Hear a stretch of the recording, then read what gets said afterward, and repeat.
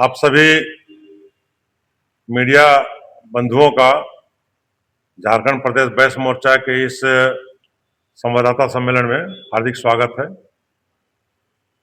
इस संवाददाता सम्मेलन में हमारे कार्यकारी अध्यक्ष हीरानाथ साहू जी उपस्थित हैं।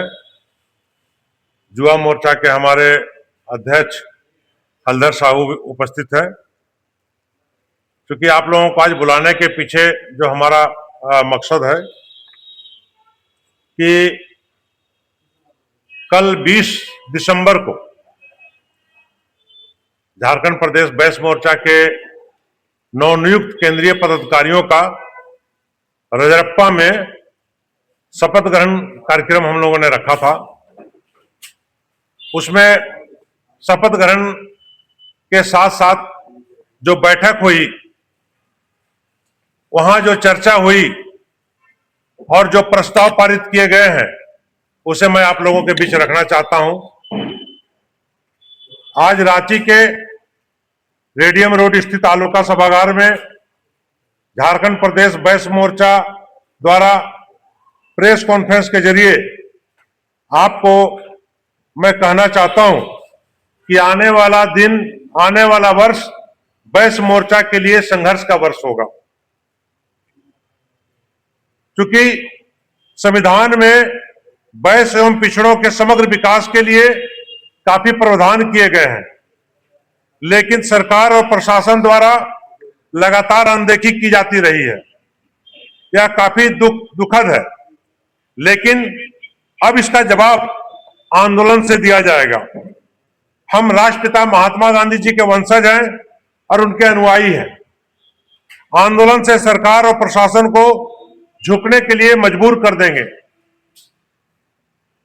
जो हम लोगों ने शपथ ग्रहण कार्यक्रम में अपने केंद्रीय पदाधिकारियों को निर्देश दिया है, आदेश दिया है कि तमाम प्रखंडों में, जिलों में वो जुझारू आंदोलन की तैयारी करें और अपनी मांगों को लेकर प्रखंड से लेकर जिला में वो धरना प्रदर्शन करें। एक और देखेंगे आप अभी कि नगर निकाय चुनाव की भी बात हो रही है। राज्य निर्वाचन आयोग द्वारा घोषणा किया जा रहा है कि ओबीसी को सबसे अंतिम में उनका आरक्षण क्लियर किया जाएगा।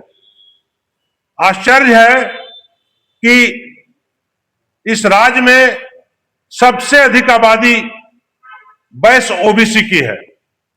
इस राज्य को बनाने संवारने में इसी वर्ग का सबसे महत्वपूर्ण योगदान रहा है। लेकिन जब आरक्षण की बात आती है तो एक बिल्कुल साजिश के तहत सबसे अंतिम पड़ाव में, अंतिम समय में हमें आरक्षण देने की बात की जाती है, जो काफी दुखद है, निंदनीय है। अभी आप देखेंगे कि आबादी के अनुपात में जो सर्वेक्षण हुए हैं ट्रिपल टेस्ट के बाद, कई क्षेत्रों में घोषित कर दिया गया, वार्ड में भी उनका आरक्षण को बताया जा रहा है। लेकिन चाईबासा ऐसा क्षेत्र है जहां 54% से अधिक ओबीसी है। अब बताइए, चाईबासा लोकसभा और विधानसभा के लिए वो आरक्षित सीट है। ओबीसी को अगर नगर निकाय चुनाव में भी मौका नहीं मिलेगा तो ये काफी दुख की बात है। हम सरकार से मांग करते हैं कि चाईबासा सहित उन तमाम क्षेत्रों में जहां नगर निकाय चुनाव होने हैं, जहां ओबीसी की आबादी अधिक है, उनको ओबीसी के लिए आरक्षित किया जाए। और इस सवाल पर हम लोग कल राज्य निर्वाचन आयोग को, माननीय मुख्यमंत्री को और संबंधित अधिकारियों को हम लोग पत्र देंगे। क्योंकि हम लोगों ने निर्णय लिया है कि अब आंदोलन से ही हमारा पूरा अभियान चलेगा। इसी के तहत हम लोगों ने तय किया है कि 25 दिसंबर से जितने भी हमारे पदाधिकारी हैं, सदस्य हैं, जिला अध्यक्ष हैं, प्रखंड अध्यक्ष हैं, अपने घरों में वो बैस मोर्चा का झंडा लगाएंगे और स्वाभिमान से कहेंगे कि हम इस राज्य के निवासी हैं, हम बैस से हैं, हमारा भी कोई अधिकार है। और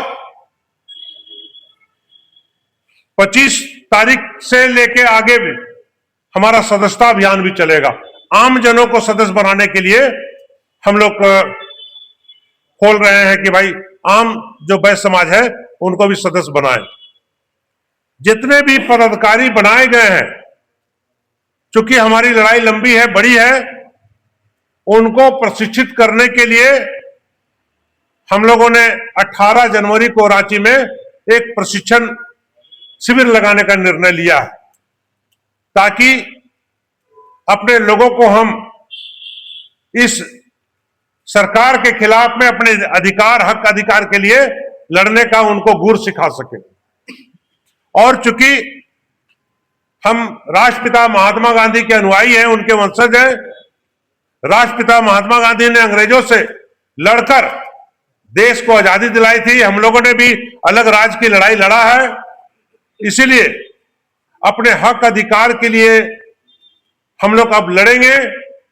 शहादत दिवस है राष्ट्रपिता महात्मा गांधी का 30 जनवरी, भुरकुंडा की क्रांतिकारी धरती, जहां से बैस आंदोलन की शुरुआत की गई थी आज से 28 साल पहले, वहीं पर बैस सद्भावना महासम्मेलन हम लोग करने जा रहे हैं 30 जनवरी को।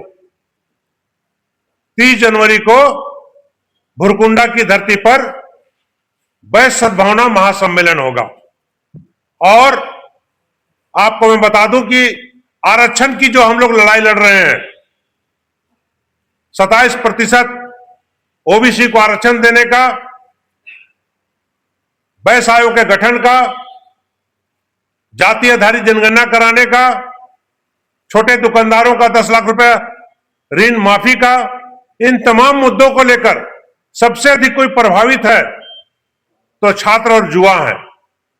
इसीलिए शहीद भगत सिंह जी के शहादत दिवस और डॉक्टर राम मनोहर लोहिया जी की जयंती पर 23 मार्च को रांची की धरती पर, राजधानी रांची में हम लोग छात्र युवा महासम्मेलन आयोजित करेंगे, ताकि छात्रों को, युवाओं को इस सरकार के खिलाफ में मजबूती से लड़ने का हम लोग उनको शिक्षा देंगे। यही हम लोग की अभियान चल रही है। लेकिन इसके बाद भी हम सरकार से कहना चाहते हैं, माननीय मुख्यमंत्री हेमंत सोरेन जी से कहना चाहते हैं कि आपको बैस समाज ने, ओबीसी ने अपना वोट देकर के सत्ता में बिठाया है। आपने वादा किया था कि हमारी सरकार बनेगी तो हम पिछड़ों को 27% आरक्षण देंगे। सत्ता में कांग्रेस भी है और राष्ट्रीय जनता दल भी है। हम उनसे आग्रह करना चाहते हैं कि अपने वादे के मुताबिक अपना काम करें, पिछड़ों को 27% आरक्षण दें और बैस समाज को मान सम्मान दें, उनकी सुरक्षा बढ़ाएं। अन्यथा लोकतंत्र में कोई अस्थायी नहीं होता है। आने वाले दिनों में फिर आपकी पहचान होगी, आपको परीक्षा देना होगा और हम लोग उसके बाद आपके बारे में निर्णय लेंगे। यही आज आपको बुला के बताने का, प्रेस कॉन्फ्रेंस बुलाने का मेरा निर्णय था।